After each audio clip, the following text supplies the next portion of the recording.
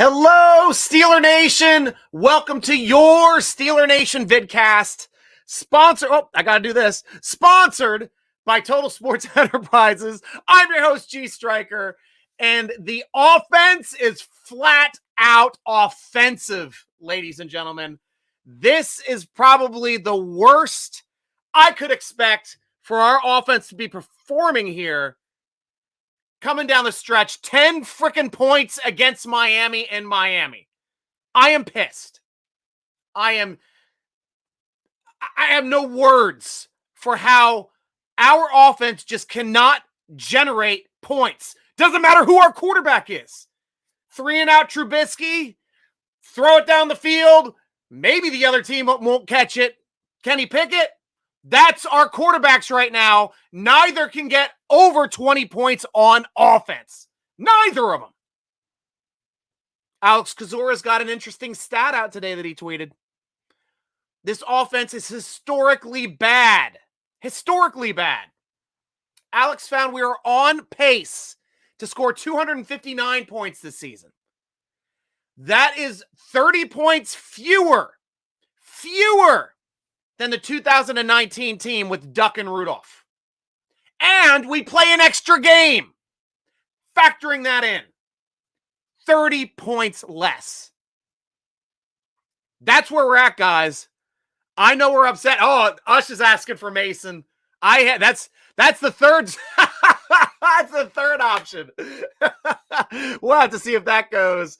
I got Instagram over here. They got the cat/crotch cam on the right side. I got, of course, YouTube, we got Twitter, we got Facebook over here on the center screen. This is a simulcast tonight for the Vidcast. Guys, we're taking comments, we're taking questions. I'm going off of both of these as we go, but this is your show. This is where we get to talk. This is where we get to vent. We get to have some fun because it's not fun to lose.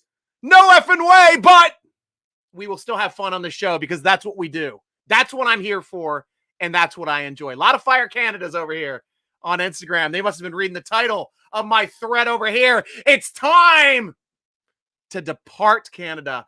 Deport Canada. Deport. I'm not doing any lives right now. I've got too much stuff going on, guys, for Instagram.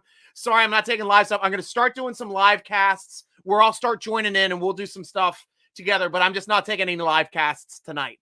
Too much stuff going on. I'm running too many casts. Just can't do it. If you have a question, just throw it up. I will get to it, guys. Michael Hall, we are live. Let's go, Stryker. Woo! Thank you, Michael Hall of Fame. Always good for you to start off the show, my friend. Not only did we get to do jet sweeps versus Tampa Bay, we did reverse jet sweeps that sort of worked, but not really. Truth. First possession lasted 30 seconds. Yeah. I mean, it's getting to the point now.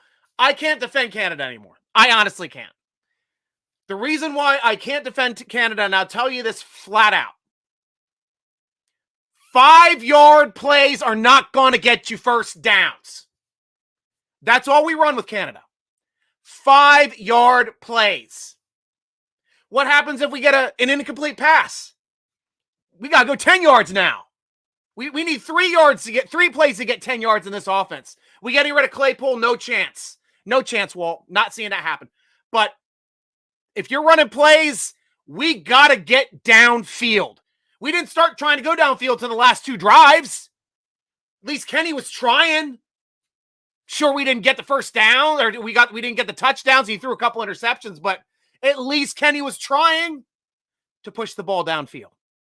But this 5-yard crap is not working. The running game, nobody's fooled except for our offensive line.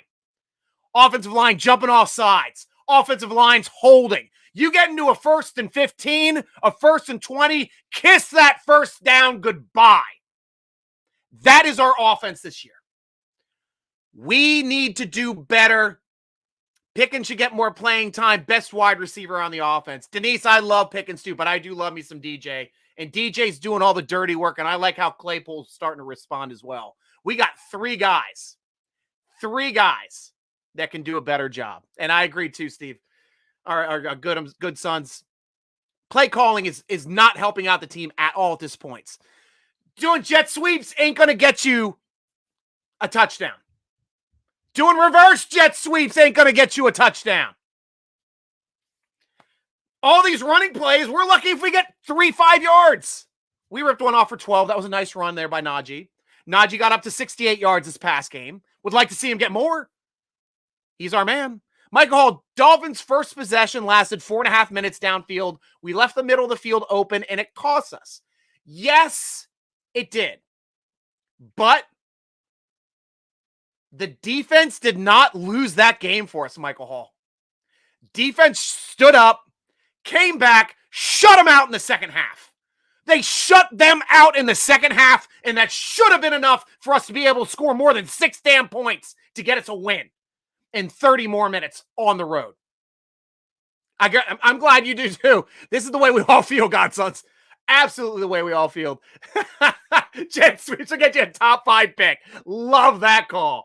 That's a smart call. So we started getting to talking a little bit here on Steeler Nation. The writers and I'll go back and forth and start talking a little bit.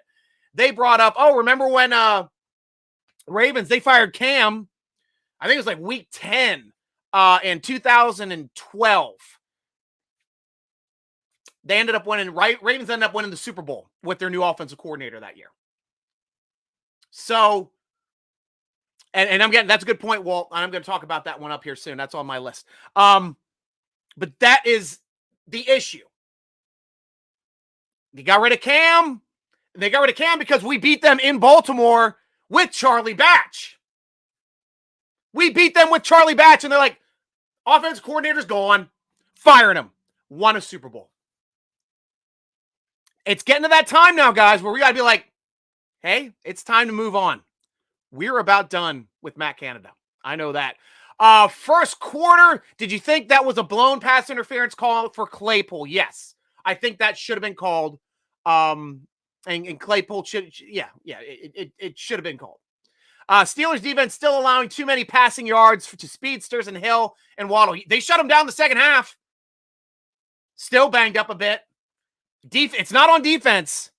I know we got some mixed people over here on Instagram. So half of them are saying they like Tomlin. Half are saying they're against Tomlin.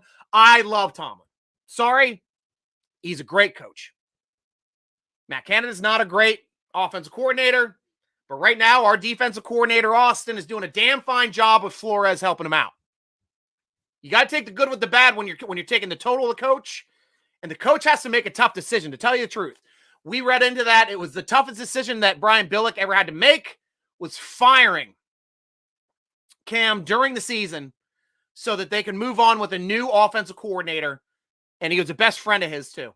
And they ended up winning the Super Bowl. It ended up working out for them. Claypool slowed down, wasn't PI. Okay, yeah. Yes, it was. Yeah, I see what you're saying there, too. Explain why Tomlin should go. I'm not explaining why Tomlin should go. I think Tomlin should stay. I got no problem with Tomlin. Keeps the team together. He's the only person that got anything out of players like Bell and AB, who were all pros / Hall of Famers on our team. They leave. All of a sudden, they're trash. A lot of people like to say they went with Cowers players. Ike Taylor wasn't Cowers' player. Ike Taylor got benched. Tomlin picked him up, made him a starter. Harrison wasn't Cowers' player. He had Porter. Tomlin made him a starter. They got rid of Porter. Harrison became Defensive Player of the Year 2 years later, made the best play in Super Bowl history that year. But Canada, so far, what's Canada done? Jet sweeps.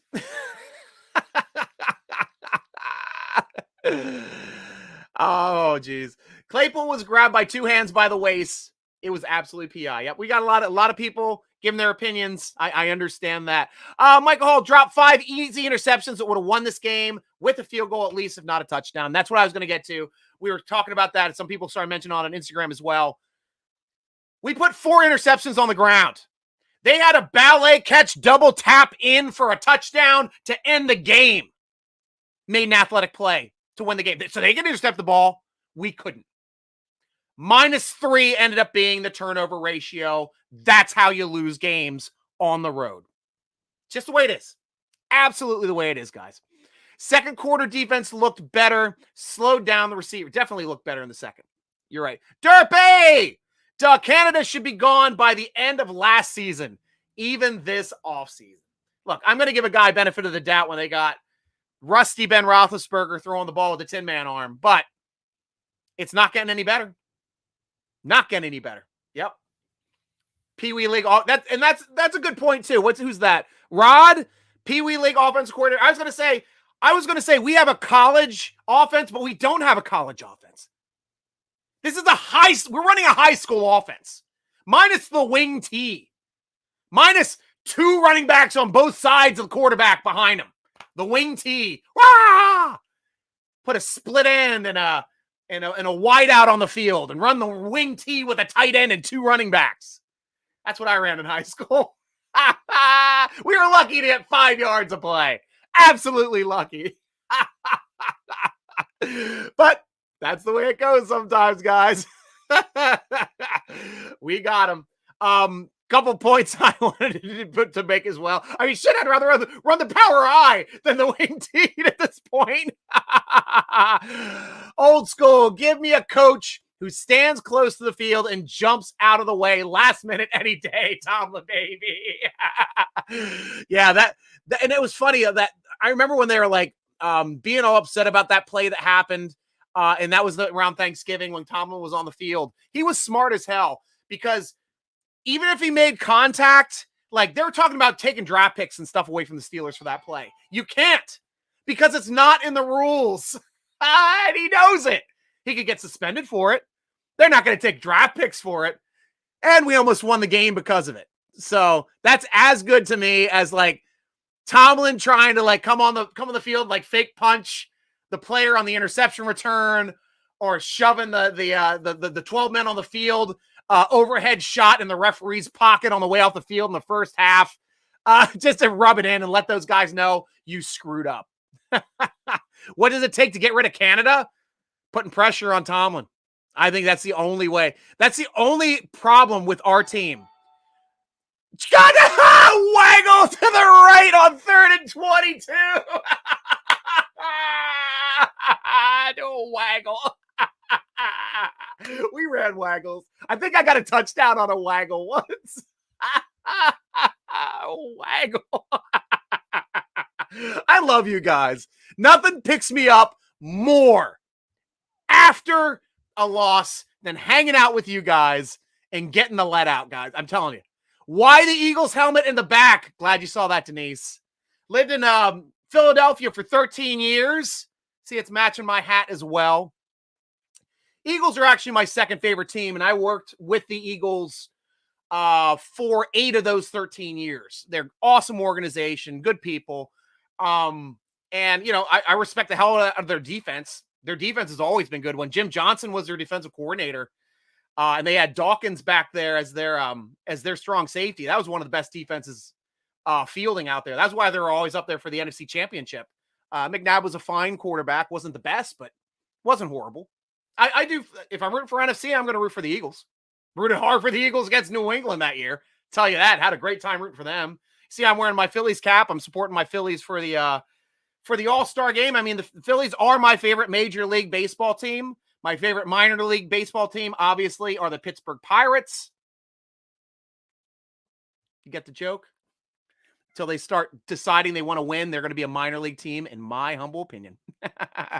Michael Hall, absolutely love that touchdown from Pickens. Acrobatic catch of the year. Excellent touchdown, Pickens. Showing us now that we can start catching touchdowns in the end zone. But we have to make plays to the end zone, Canada.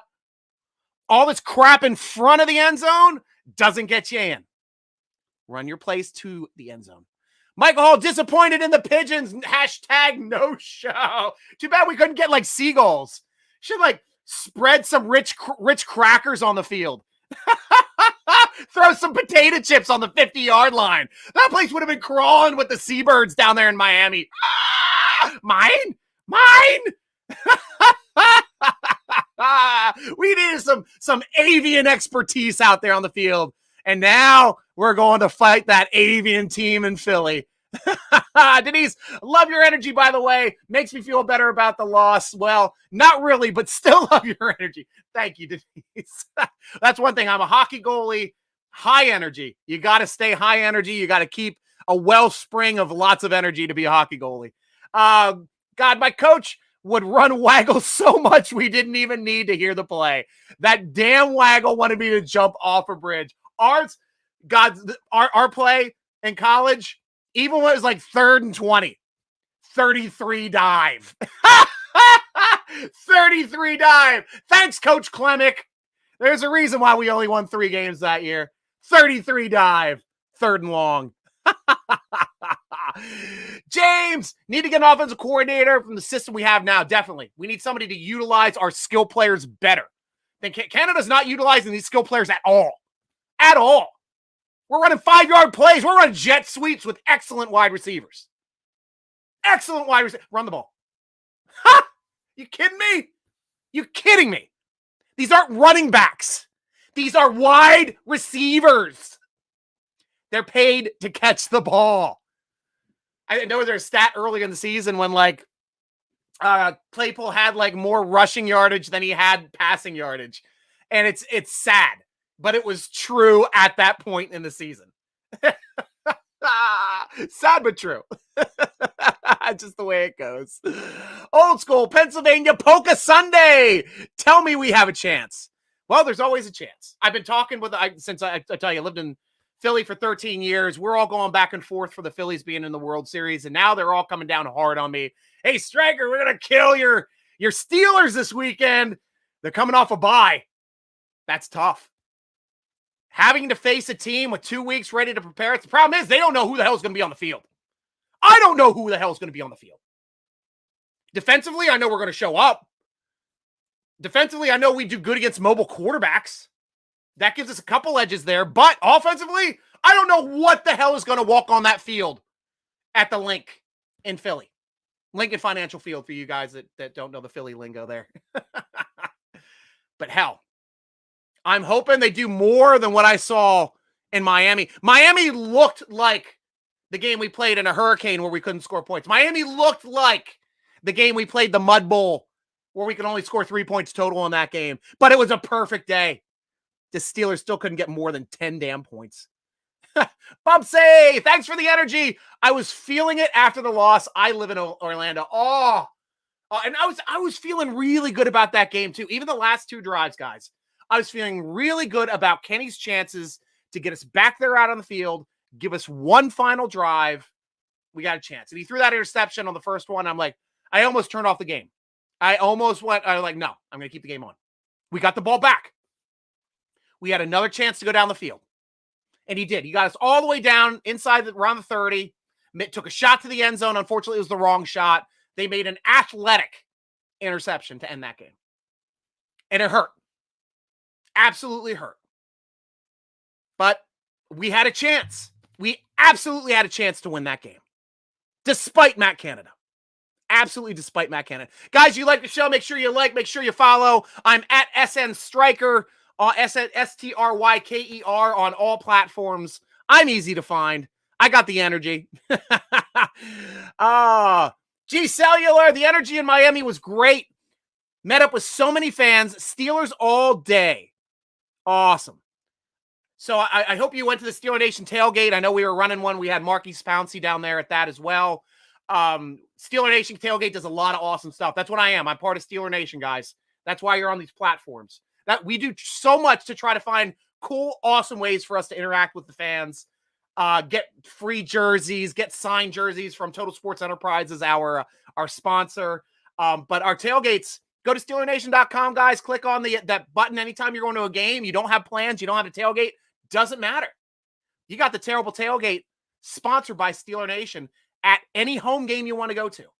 Great food, great drinks, plenty of cider, plenty of beer. We got beer bongs. We have a blast. Music, DJs, giveaways. We are always giving away jersey and apparel too. So that's the way to go. Steeler Nation is always looking out for you guys, Steeler Nation. Always. Always. And that's why we got it. All right. What's this one here? Denise. So what do we think about Sunday's game? Strangely, I think we win. Love that. I am not optimistic yet. I haven't gotten to the point where I've seen anything offensively that's really starting to get me excited yet, Denise. Defense, I know, is going to show up. But I did see It's a 10-point margin. 10-point margin of victory for the Eagles against the Steelers this weekend. I take the points. I think we're going to lose if we lose, it'll be by less than 10. And if we win, we still win our bet. So if you're asking me how we're betting, that's the way I'm betting this weekend, guys. Absolutely. Coming back here to the cast. Michael Hall. Oh, we talked about pitching. Steelers did a good job stopping the run game. Yes, they did. They did a fantastic job against the run. DJ and Wallace looked like they had minor injuries trying to make plays. Hopefully nothing else has happened, but DJ did come back afterward. They did. I haven't seen anything. Wallace did show up, so we'll do the injury rundown here quickly just from Tomlin's press conference today. Levi Wallace has a shoulder. John Jackson with a groin. Only Instagram can see what I'm doing. So we got to watch out for John Jackson's groin. We got to watch out for Levi Wallace's shoulder. No update yet on Watt and Austin. Sucks for Austin now because he didn't practice last week and he was in the 21-day window and it ends tomorrow. If Austin isn't rostered, he's lost for the season. So what is he? Is he the next Dree Archer? Is he the next Chris Rainey? Tiny little wide receiver, fast as hell, can't get on the field, always injured.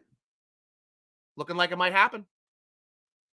He's got to do something better than what he's doing now, I'll tell you that. 22, upset on Sunday seems like the Steelers' way this season. Right, always. Playing against the elite teams, we find a way to win. Playing against the dumpster fires, we find a way to burn ourselves. That's absolutely the way it goes. Think we have a shot at turning around this season? I still have hope. Yes, Denise. And I've talked about this. I know I've just started doing the Instagram cast. So like this is like our second simulcast on Instagram. But my thing all season, as soon as we get TJ Watt back on this roster, we're an elite defense. We are a top 3 defense again. We are a defense that can pressure any quarterback in the league at any time from multiple places and multiple personnel. Right now, they're double teaming our monsters. Double teaming the side with Hayward, and that helps with Highsmith. That's why they've been swapping Highsmith to the other side, and you get some pressures from Watt's side. So they've got to do more of that because Reed can be blocked by one guy. Reed is not the answer to be backing up and coming in to help out where Watt was because he's not giving us anything. He's not giving us anything. No pressures. A couple tackles here and there, but I'm disappointed with Reed. I thought he would be better. He's barely on the field. Absolutely barely on the field. But I do have hope. If we get Watt back, anything can happen, Denise. Absolutely anything can happen. Pickens love that sound all day long. My wife said the same thing, Denise. She loves hearing that too. Phil, Canada is so bad, he's almost making me miss Fiechner. Guys, we made our bed. We got to lie in it. We ran Arians out of town. Haven't been back to a Super Bowl since. We ran Haley out of town. Haven't had an offense that productive since. What have we had? Fiechner in Canada. Fiechner in Canada. That's who we've had. Sad. Absolutely sad, guys. Over here, back. Second quarter, that 3rd and 12 play by Pickett ran for 16 yards. Chef's kiss, #mobile core QB. Yes. That was a great mobile quarterback move. Absolutely love that one, Michael Hall. Absolutely loved it. Bought the first badge. Don't forget to thank them. What's the first badge? I don't know what you're talking about there, Denise. I don't know what you're talking about. Matt Clownada. There you go, Ken. We got some good nicknames coming up for him now. Deport, Canada. Richard Rich. What the heck did I do to you? Yep. We're starting to jump on board, Richard Rich. I believe in late third quarter, few penalties on the offense caused the turnover interception. Yeah. When you're getting behind the sticks, like Tomlin's talking about, especially late in the game, getting a holding penalty kills this offense. We cannot come back from a holding penalty or a sack. And hell, we're trying to run the ball and we got a 5-yard loss, 4-yard loss. They're running the ball to the outside. They're ripping off 12 yards every time. We try to run a zone read to the outside. We're getting tackled 4 yards in the backfield. It's atrocious. Not having Watt hurts. Not having Hilton hurts too, guys. I love me some Mike Hilton. I screamed about it that year. Cheapest playmaker you can ever get. We let him walk. And he got to walk an interception by Ben Roethlisberger into the end zone. Playing for Cincinnati now. When do you think TJ comes back, Phil? He's coming back after the, I believe he'll be fully ready to go after the bye week. I think he's going to be activated during the bye week. He's going to practice that week and the week after, and then he's going to go full bore and play. I don't know if they're going to activate him right after the game, but sometime after this next game, I'm thinking they're going to start activating him. So it'll be interesting to see. Michael Hall, too many damn punts in the second half, dude. And my boy Presley Harvin III was all over the place. I love me some Highsmith too, really do. Yeah, but that first punt, man, that was terrible. I could pee farther than that. That was a bad punt. Bad punt. And then he goes and rips off a great punt. Like, you don't know what you're getting out of him. Absolutely don't know what you're getting out of him. But he needs to be more consistent. He really does. November 1st is the trade deadline. We talked about it. If we're bringing anybody in my opinion, it would be an offensive lineman. That's the only position we can really upgrade is the offensive line. Not upgrading tight end. Not upgrading wide receiver or running back. Quarterback, we're not upgrading. Defensive side, defensive line, we upgraded in free agency. That's why Ogunjobi's there. We got Ogunjobi, Wormley, and Hayward now. I'd say upgrade the other outside linebacker spot, but Watt's coming back. No point. No point to throw money in a draft pick down the toilet for that. Inside linebacker, we're solid. I like us, even our inactive guy Robinson. That guy's going to be a monster. Can't wait till he gets into games. Secondary's injured, but there's nobody to get rid of. We got Wallace and Witherspoon and Sutton on the outside. We could upgrade maybe the slot, but if we get KZ back, who is in the 21-day window, guys, I love me some KZ. We get KZ back on that field, we're going to start making some plays too. That guy's a playmaker. Love me some KZ. The guys are Edmonds and Fitzpatrick. There's really no place to upgrade this team except for offensive line. And even right now, trying to trade and upgrade offensive line on a moving train and whatever this offensive line scheme is that our team seems to have so much trouble getting to learn that we're just starting to get it down 6 weeks into the season. I'm not optimistic that bringing in another offensive lineman is going to help. They're going to be lost. They're like, why would you do that? I've been a veteran for 10 years. Why would you do that? Turn them into, turn great blockers into like bakers with oven mitts. That's what it looks like. What is this? Got to attack with those oven mitts. Son of a bitch. Bring back Haley. Yes. Oh, man. I lament the days where we could just sit around and just be like, why did Haley act like such an idiot on Southside last night? Why is he getting drunk and getting into fights with fans again? That was like the biggest problem we had with Haley. Man, and I love that guy. Good old Haley. Michael Hall, do you think we should trade away? Oh, who do we think we should trade away? And for what are we looking for in returns? Possible, plays, draft picks, things like that. Yes. Sorry, I didn't get to the point of talking about who we should trade before the deadline. I think we only have a couple spots. I mean, we talked about Reggie Bush. If we could get a first or second rounder out of Reggie Bush, he'd be gone because he's done this year, and we've got great depth behind him. I wouldn't be, even though he's playing well, and he's playing well. I think he's playing well enough to merit a day 2 pick if we tried to trade him right now. If we could get a day 2 pick, I'd consider that.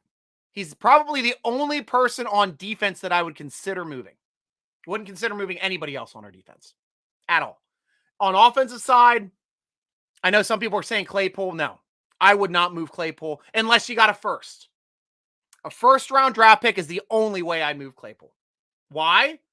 Because you're trading him for his potential. We don't have to trade him. He still has another 2 years on the contract. He's a Steeler. We don't have a reason to get rid of him.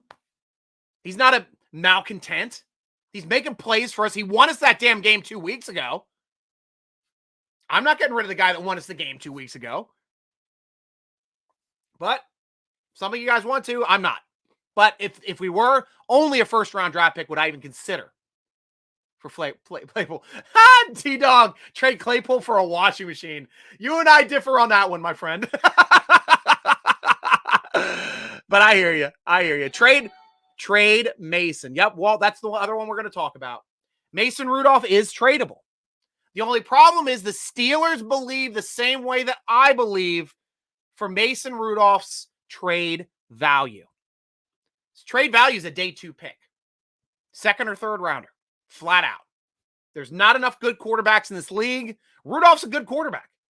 Not a great quarterback, but he's a good quarterback. He can win games. He had a 4-2 record for us in 2019. If he didn't get domed, we'd be a better team that year. What can we get for Canada? Maybe some maple whiskey. I think that's about it. Jeez. Hell, I'd give up a first-round draft pick at this point just to get rid of Canada. Oh, trade number 2 runs like he's in the mud. Well, he's coming back from an injury. He's not that player. And he did look a lot better last game than he did in previous games. So not throwing out the baby with the bathwater and Najee Harris being our Pro Bowler last year. Needs a little bit better blocking up front. The guy makes some plays, and he's a monster when he puts a hand on you. Guy can still throw those stiff arms, still knock you out with those stiff arms and that. I love watching that. The other one that we got to talk about, which may be a little tougher, but might warrant a first or second round draft pick. And that's if we decide to trade Mitchell Trubisky instead of Mason Rudolph. Mitchell Trubisky's shown he can win this league. Came back and won a game for us against Tampa Bay. Made 2 money ball plays on 3rd and forevers to get us first downs when this offense can't do that. This offense really can't do that. But he did it. That's one guy I consider as well. And guys, it's time for me to talk about our other sponsor, Manscaped. I know you guys over there on Instagram might not know, but Manscaped will take care of your balls better than Najee Harris because that guy never fumbles. But you go out, you get the platinum package from Manscaped. That's the lawnmower trimmer. That's the weed whacker ear and nose trimmer, the ball deodorant. 2-in-1 body wash, shampoo, and conditioner. Boxer briefs with a special wicking pocket to keep it all dry down there in the moist, swampy areas. Where's my banner for this? I know I've got a banner. There it is. Boop. And a travel bag to keep it all in one spot. Get it all with Manscaped. Manscaped will help you turn your player into an MVP. And you down with MVP? Yeah, you know me. Manscaped. Use promo code SteelerNation, all capitals. All capital letters, one word, Steeler Nation. Get 20% off your order and free shipping. Help those balls. Manscaped. Manscaped.com for protecting your balls like Najee Harris. All right, I'm done with my promo. Sam, what are the chances the Steelers win in Philly? The chances are okay. I'm already saying it now. We're going to cover that 10-point spread, no problem. I got to see more offensively before I get confident at saying we're going to beat anybody any week. I think our defense is starting to play at the point where we're going to keep those scores low, but our offense has got to stand the crap up because we're looking bad right now. And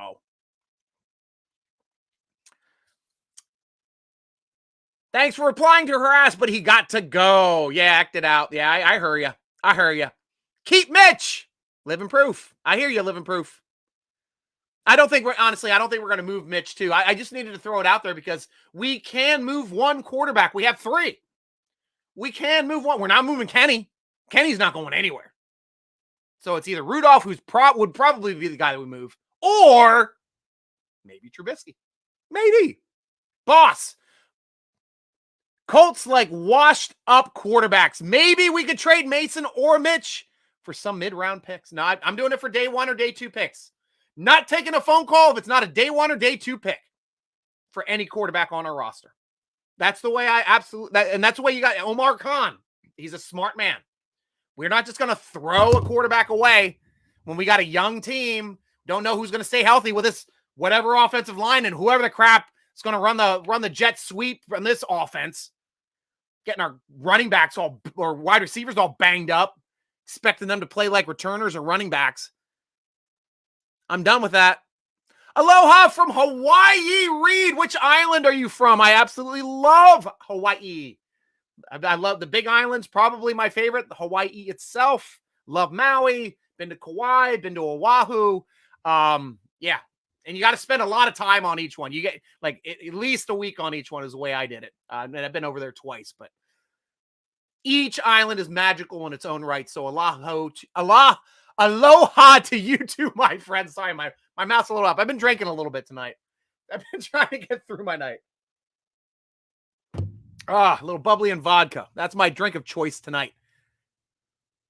T-Dog should lock us in for a first-round pick. Well, we have a first-round pick no matter what, but we'll have to see how high that first-round pick is going to be. And, guys, I want to know from you guys, too. Are you going to be upset if we end up drafting in the top 10? I mean, sure, it's going to hurt if we don't make the playoffs. And I think we touched on this on a couple shows, too, and I wanted to touch on this a little bit here, too.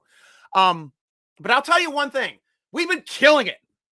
Absolutely slaughtering it, drafting in the back half of the draft for like 17 straight seasons with Ben Roethlisberger as our quarterback. Other than moving up in the draft to go up and get Bush in the top 10 that one time. My only problem with drafting that late is something that we've all found. 2 positions you cannot find. Drafting from mid-round back in the first round. 1, stud left tackle.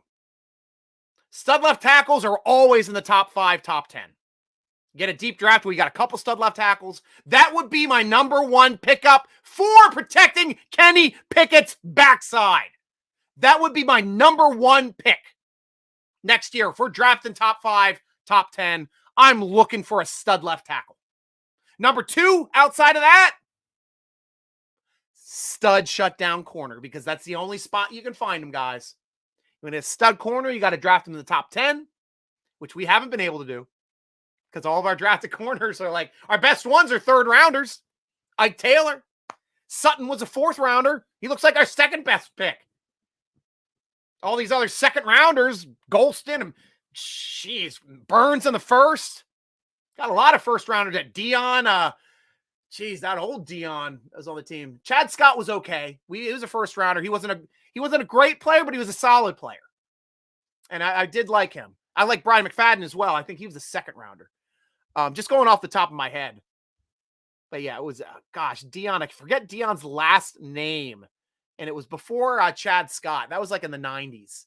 But I mean, last time we got a great 1st round cornerback, Rod Woodson. Just watch the Football Life on Rod Woodson and the Football Life on James Harrison the past 2 days. I've been geeking out a little. I had to go back to the roots. And I still like, that's the way I grew up watching Steeler football, guys. I grew up a fan in the 80s.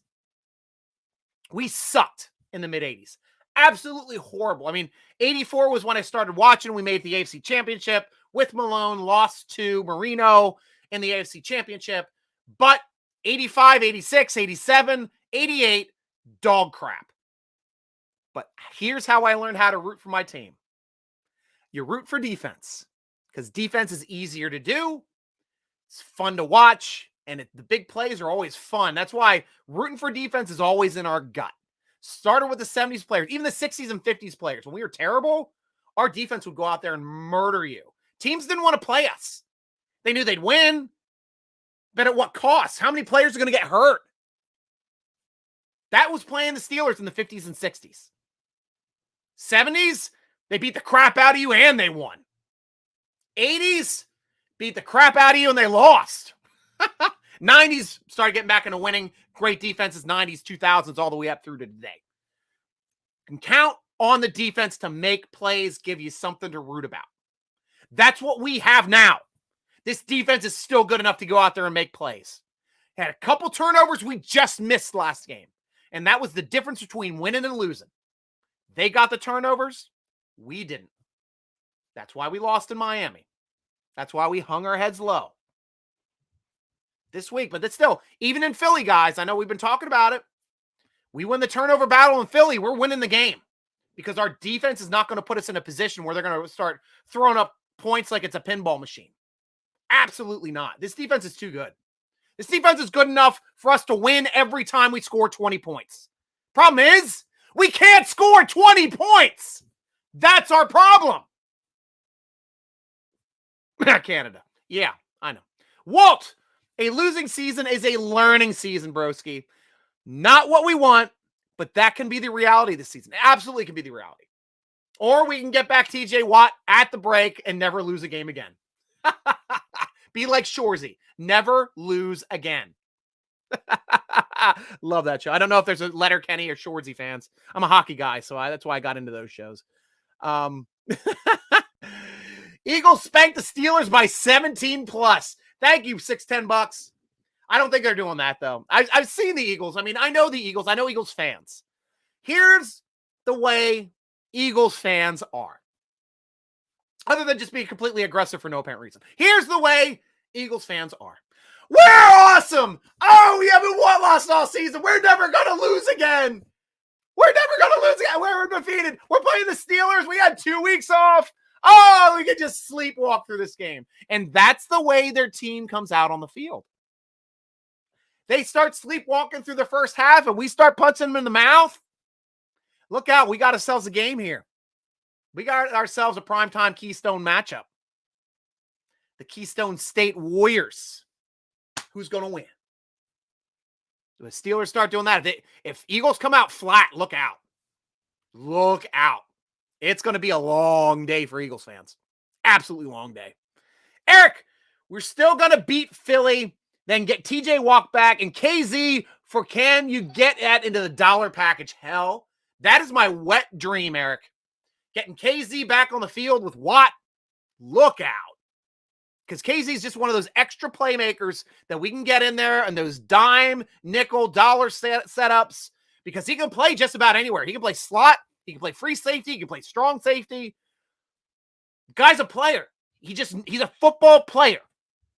Cannot wait to get KZ back on the field. And pair that with Watt, who's getting after the quarterbacks in under 3 seconds.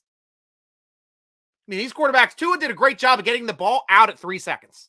The entire game. That was the best part of the game for Tua. That's why they didn't get a sack. That's why we didn't get to him once. But you put TJ Watt on that damn field. It doesn't matter if you're blocking him with one person. Doesn't matter if you're blocking him with 2 people. Doesn't matter if you're chipping him and then blocking from behind with another person. Doesn't matter if you're tripling him up. TJ Watt's either going to get to you or get a hand in that passing lane and knock that ball down, knock it up, or pick it off. That's what we're missing on this team. A player that puts the fear into the quarterback on the other side of the field because they know no matter what they're going to do against that player, they're going to make a play. That's why I loved watching the all-time highlights from or the football life for James Harrison. He was the same way. When James Harrison got it in his head that he was getting to the quarterback, he was getting to the quarterback. He was going to hit that quarterback. He's going to knock you out. He was going to hit you so hard you couldn't continue the game. Didn't want to hurt you. Didn't want to make it so you couldn't play the next week, but wanted to knock you out of the game he was currently in with him. And with the concussion rules nowadays, he could have done it. Could have knocked out the whole side. Oh, yeah, well, let's bring back 92 from retirement. Harrison's still doing those weightlifting videos, man. It looks, he could rip my head off. Absolutely, just like pick me up and like rip an arm off and beat me with it. Debo. Good old Debo. That was the best nickname ever. And he's on the show. They're interviewing with him with his mom. And they talked about the Debo stuff ahead of that. But then he's sitting there in a chair next to his mom and they're kind of arguing back and forth. And he's there and he's sitting there. And I noticed he had a button up on with the plaid button up, just like Debo. It's like, that is amazing. I mean, nobody alluded to that, but I just thought it was absolutely hilarious. Ryan, we definitely need a tackle because no matter how good of a defense we have, we need to get our offense rolling, but you could also argue for corner. Really depends on the depth. Yeah, it does. But when you're going top 10, my only point on that, Ryan, were like your all-world left tackles, your all-world shutdown corners are top 10 staples. That's where you find them. It's tough to find those guys anywhere else in the draft. I mean, you can find left tackle anywhere else in the draft. You might get lucky, find a good one. I'm trying to think if we have ever had a Hall of Fame left tackle. We've had some good left tackle. We haven't never had a Hall of Fame caliber left tackle. It's because we're always drafting high. Makes it real tough. Even 70s on. Hell yeah, he can tackle. Yeah, Eric, yes, he could. Watt won't be the same. I disagree. And I'll tell you why, Rocco Stello. I'll tell you exactly why I disagree. Why TJ Watt won't be the same. I did a whole podcast on this once. And his injury was a pec injury. We know pec injuries like knock players out forever. We've seen his brother get knocked out for a season with a pec injury. We've seen Aaron Smith go down for seasons with pec injuries. Here is where the pec injury is different, Rocco. He injured his pec. Not doing this. Not ripping some guy like this and ripping out his pec or pulling or tackling. Here's his range of motion where he got hurt. He's laying with his back on the ground. He's reaching back behind himself, trying to grab an ankle and pull him down this way. This is a range of motion that you never make in football, ever. Except for when TJ Watt hurt his pec. He hurt the top part of his pec, not the main part of his pec. There was no residual bruising, which is why they went, holy crap, he's not out for the year. And that's why he's able to make it back in 8 weeks. We got lucky. We got really lucky with that range of motion. He will definitely be the same. And not only that, he'll be a little meaner. He's a Watt. Look at his brother when he came back from injuries. You say JJ ever lost a step coming back from those big stuff? When he's on the field and he's healthy, he's wrecking games. Still is. Runs in the family. Absolutely runs in that family. They're just monsters in that family. Oh, missed some good comments over here, guys. Here we go. Michael Hall, he can lead Santa Slay more than he can lead a team long-term in his career. Great call. And nice Santa reference as well, too, with Rudolph, because I am going to be on the interview or on the Eagles podcast later on this week. I think I'm joining them on Thursday evening. And I'm going to talk with the We Booed Santa. I think it's called the We Booed Santa, or we were right to boo Santa podcast. A lot of fun guys. And I hate Santa Claus in that anyway. And you guys can be all over me on that. I've got an issue with Santa. I'm not getting into that right now, but we'll get into that closer to Christmas time. But it's going to be a fun time with that show as well. If anybody in Philly, you want to see that, that's the way to go. Bro Barian, welcome back to the show, my friend. Hello, everyone. I want to say this to you all. This team, along with Kenny Pickett, is improving with every game. It is a beautiful thing to see. I cannot disagree. Thank you for bringing me down a peg a little bit, Bro Baron, getting me back in line, reeling me in. Before I go off the deep end. I appreciate that, bro. Michael Hall, defense can't catch the ball dropped 5 times. Maybe they can maintain their south of the equator better. I mean, who's our defensive backs coach right now? Ike Taylor? Good old Stone Hands. Dwight Hands of Stone. For my 80s Steelers friends.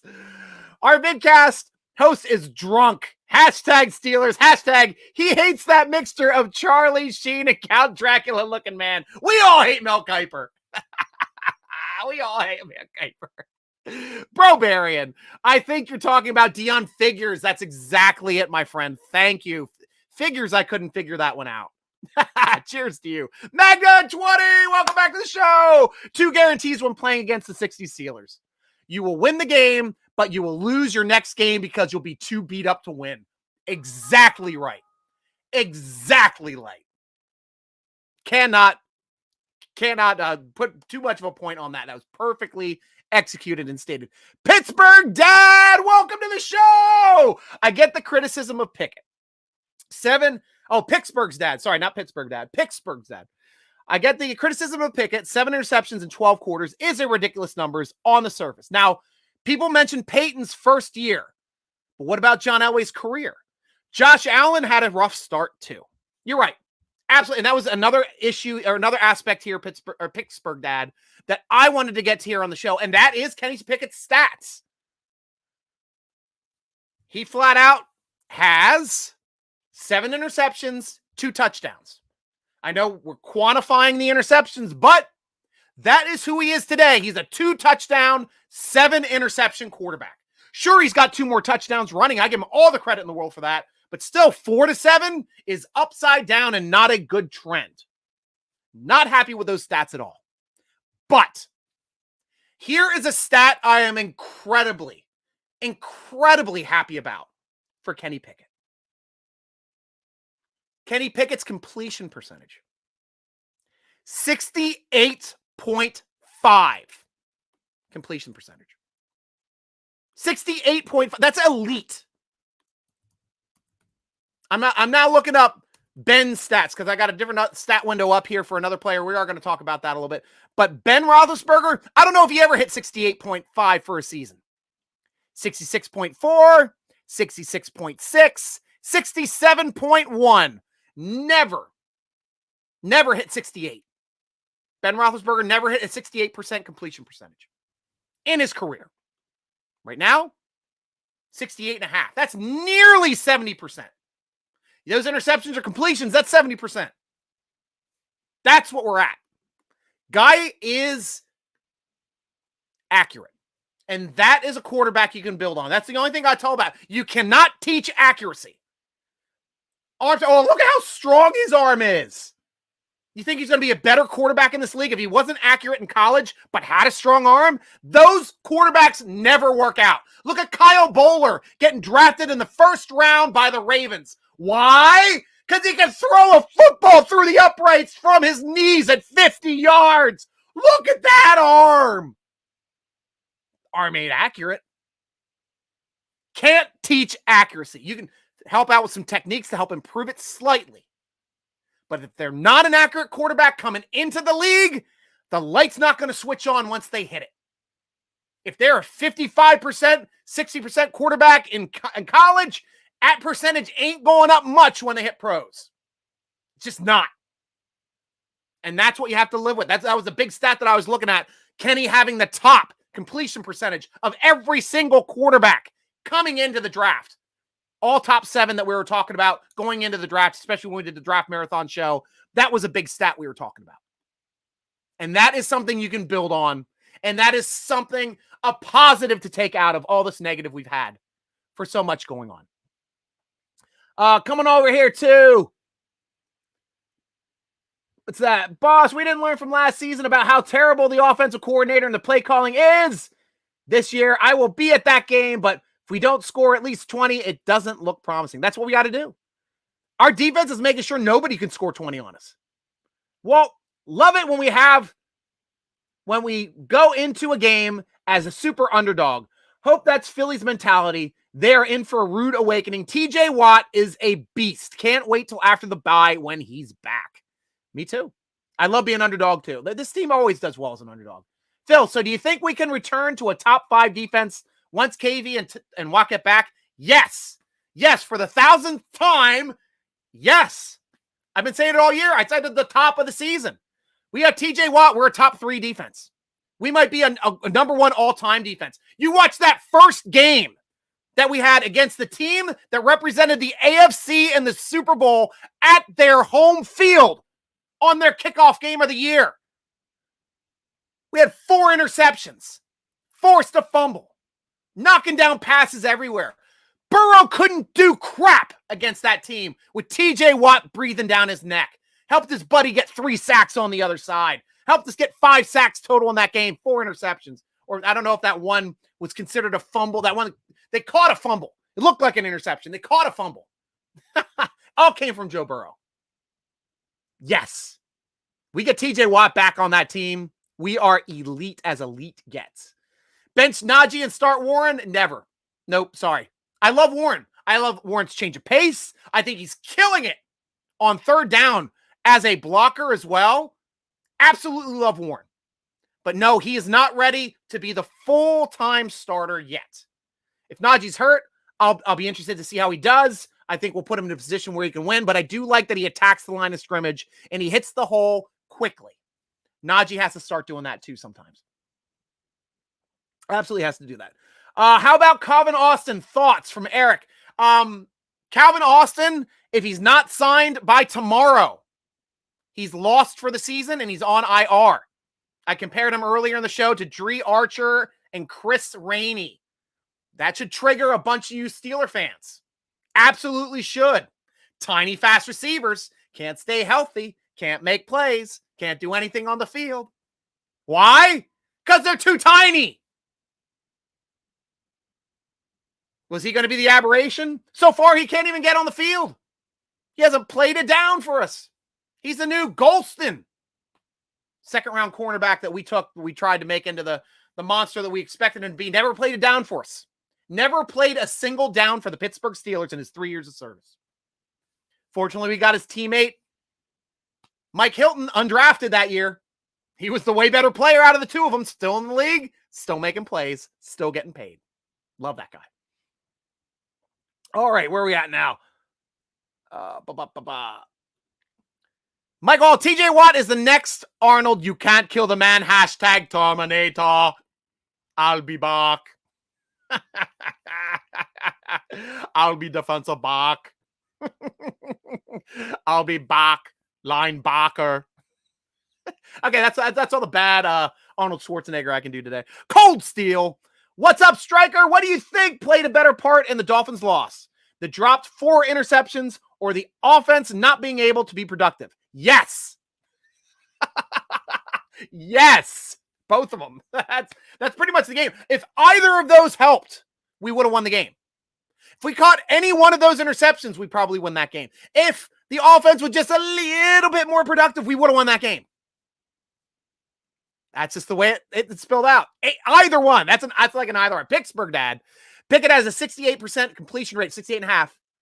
Well, quarterbacks bust, throw a lot of interceptions, and have a low completion percentage. Yes, you're right. The bust quarterbacks have a low completion percentage and throw lots and lots of interceptions. Let's go back. We were talking about Peyton Manning's rookie year. Peyton Manning's rookie year was his worst year throwing. 56.7 completion percentage. Put up 3,700 yards. Just so you know, this isn't like an aberration. 3-13 that year. 28 interceptions, but threw 26 touchdowns. He was only upside down by 2. He turned it around from that point on.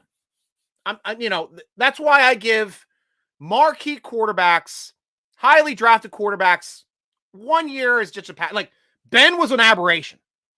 Ben was fresh out of the box, bigger than everybody, throwing over top of everybody, playing backyard football. Nobody could defend it because they played the regular defense. They stopped everybody. Ben's still on his feet for another 3 or 4 seconds, and they have no idea how to defend at that point. No one can defend for 7 seconds. No team can defend for 7 seconds. And he'd drag it off. That was Ben's MO first 6 years in the league. He's going to hold on to that football until somebody gets open or he gets sacked. And if he gets sacked, it doesn't matter because he can convert a 3rd and 20 like it's nothing. Absolutely nothing. First down. Heath Miller. First down. Hines Ward. First down. Antonio Brown. That's the way.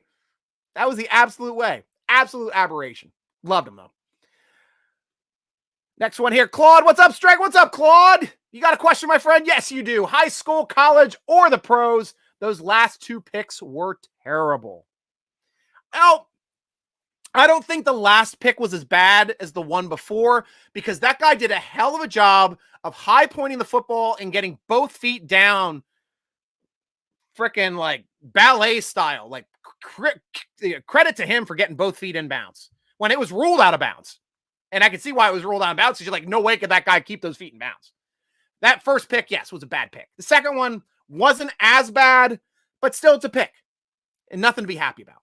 Absolutely nothing to be happy about. Barbarian, our team can catch interceptions very well. We are in the top 10 as far as defense and interceptions. We just had a bad game. And it was rainy. Not Chris rainy, but it was a rainy game. And it's tougher to catch in rainy conditions. It did get drier toward the end of the game. Their defense had no problem catching those last two because the rain stopped. Cold Steel, I personally think 4 interceptions don't matter with this team because the offense is awful. They only scored 2 touchdowns off of 8 picks this season. 3 of those picks resulted in 3 punts. Still, that's how this team's going to win, is extra possessions. Extra possessions. Barbarian, this team is very good at interceptions. We are in the top 10 in that category with our defense, even though we had a bad game. Thank you for reiterating, Barbarian. I think it needed to be pointed out twice. You're absolutely right. Lots of laughs by Cold Steel. I will take that answer. And check out the last marks here on Instagram, guys, because we're getting to the end of the show. I'm going to start reading my stuff. Obviously, I end the show with you guys, as always. You heard it here first. We're going to the Super Bowl. Denise, I love your optimism. And I'm always an optimist myself. I got to see us play with TJ Watt and KZ back first, but I would love to see that. And Kenny start making some plays for us. Only where to go is but up. Nowhere to go but up. I guess I'm trying to say. I'm walking all over my words, Denise.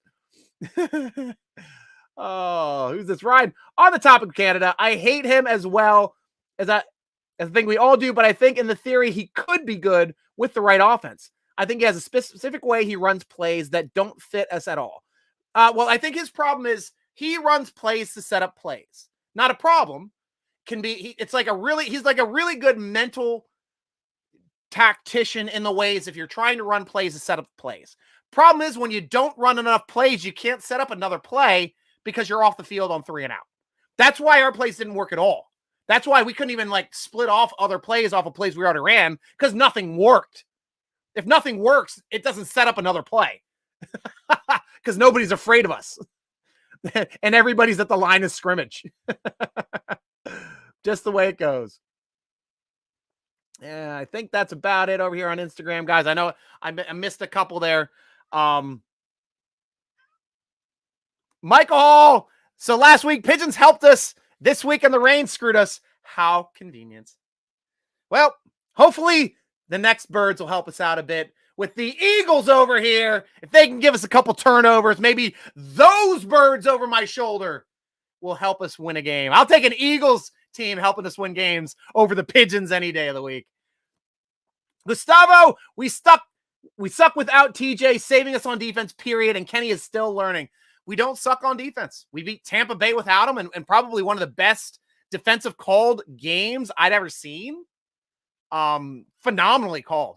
Flores knew how to take care of Brady, and we did.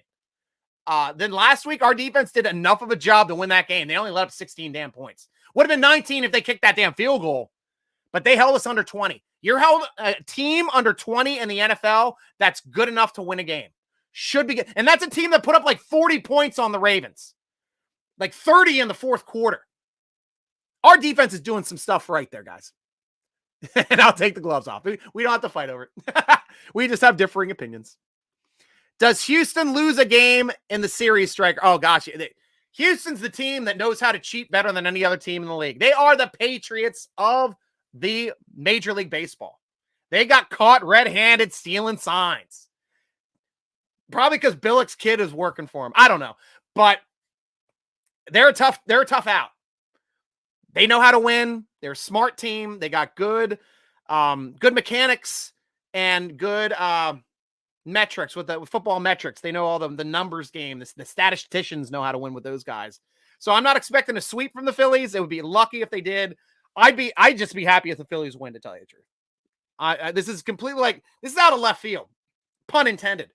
Nobody in Philadelphia expected the Phillies to do anything this year. Hell, they fired their manager mid-season. They weren't supposed to do crap. And then they just went on a tear. And I'm like, holy crap, they're in the playoff run. Holy crap, they made the playoffs. Holy crap, they won the first round of the play. Holy crap, they're in the second round of the play. Holy crap, they're in the World Series. That is the exact way Phillies fans watch their team get to the World Series. And now we're just excited. We're just excited because they get to play some home games. Absolutely get to play some home games. Since we can't score more than 20 points, final score 17-14, Pittsburgh over Philadelphia. We stay away from Darius Slay like we did Xavier Howard versus Miami. I like that thought there, Mike. Pittsburgh dad, John Elway had 5 seasons with more interceptions than touchdowns. He was also benched in favor of Tommy Maddox's rookie year record with 4-6. I do remember that year as well, with 7 touchdowns and 14 interceptions and a 47.5 completion percentage. Just perspective. He took a few years to get it under and got it right and made it to 5 Super Bowls, which at the time was the gold standard until Brady just broke it. Michael Hall, great show as always, boss. See you. Stay safe next week. Salute to you too, Michael Hall. Cold Steel. As a Pirates fan, seeing Philly makes me sad. Jeez, but man, last time the Pirates were like relevant. I mean, you're talking about the best home run hitter of all time was on their team, and he was a beanpole, and he could steal bases. Barry Bonds, Andy Van Slyke. Like, that's the team I remember back then for the Pirates. Tell you, I love the Pirates. They're just my favorite minor league team. Until they get serious about wanting to win games and not trading away their best talent because they're developing talent for the rest of the league while playing in the same league, they're a minor league team. And that's why I call them a minor league team. And they will always be a minor league team under that ownership. They need new owners.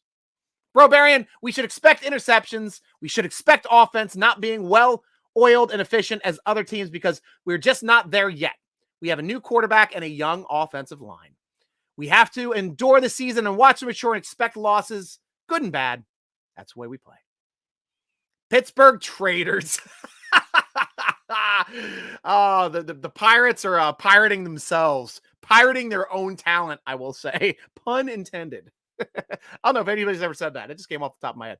Cold Steel, at least I have the Pens. We all have the Pens. Pens that score like 6 goals a game. If not, the only time they lose, they let up 6 goals in a game. Love me some Pens as well. They are my team in the in hockey. I'm not gonna lie with that. Got all my Pen stuff as well. But guys, that's all the time we have on the show.